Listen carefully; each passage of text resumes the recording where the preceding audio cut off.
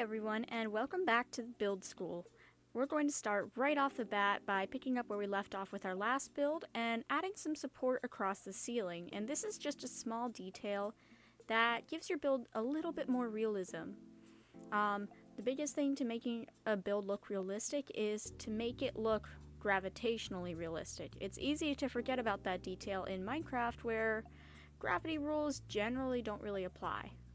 Now, I've also just added some quick red banners as curtains, but now I want to look at floors, and people make the mistake of just leaving floors as wooden planks or just some type of stone, and that's really not necessary. We don't need to have all of this blank space go to waste. So what I've done is I've made use of stripped logs and I placed them going in alternating directions. That way you get that tiled look, and it's honestly my favorite look ever. And this is just a good way to kind of detail it without going crazy. In further episodes, I will go more into different flooring options. Now, once again, we're back to support, and I am just adding some fence gates around the border of that horizontal border. And once again, it's just more support, more realism, and it's just a slightly lighter brown than our dark oak and spruce borders as well. And then I added some dark oak fence posts, which once again is just more support. It gives it more lining, and it also messes with the depth, which is something we discussed in episode 1 as well. Adding all these various types of depth really keeps the room interesting without being too intrusive into that main space. So all the space on the floor is still unobstructed. We can still use it and you can still place things there, but you've done way more detail in about the same amount of space.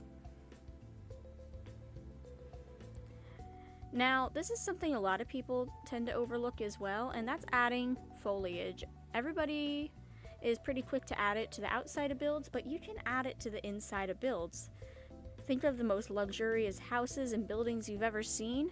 They have plants everywhere. They have house plants, they have in-floor planters. It's a detail that really sets them apart and lets you know, wow, this is a fancy house, as opposed to kind of regular looking areas.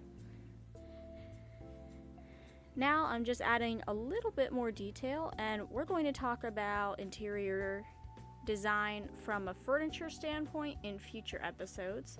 But for right now, I'm just going to say that you want to add a couple different things to make it look realistic. And a big thing is you want to have a little bit of symmetry, such as around doors or windows. But when it comes to the room itself, don't be afraid to make things mismatched. I'm starting with a gray carpet, which is just slightly off center. And then I'm adding other details around it that just have slight differences in how they line up. Having that asymmetry is not a bad thing as long as you don't obstruct the flow of the room, like blocking a door with a couch. Anyway, that is all for today's episode. I hope you enjoyed. Please leave any questions in the comments, and I will see you all next time. Goodbye!